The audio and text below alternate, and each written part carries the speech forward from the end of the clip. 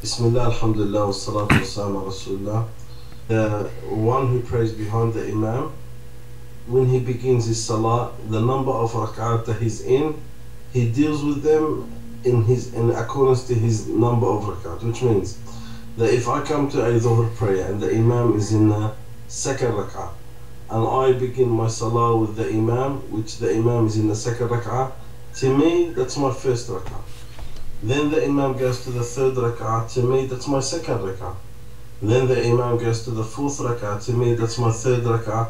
Then after the imam gives salam, I go to my fourth rak'ah.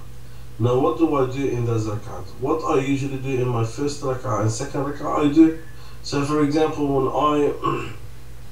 I stood behind the imam and the imam was in the second rak'ah, and it is to me the first rak'ah, what do I usually do in the first rak'ah? I read fatiha and surah.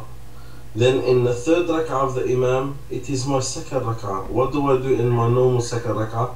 I read surah al-fatiha and a surah.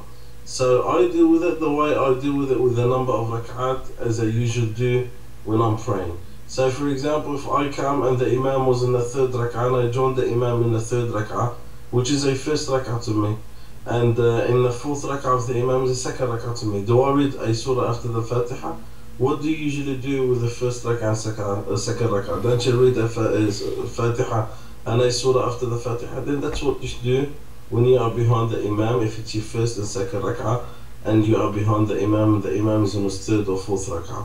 Yeah, but if you did not get the chance to finish the small surah because the imam is just reading the fatiha, you just follow the imam, because all scholars agree that reciting the surah after the fatiha is sunnah, is not an obligation.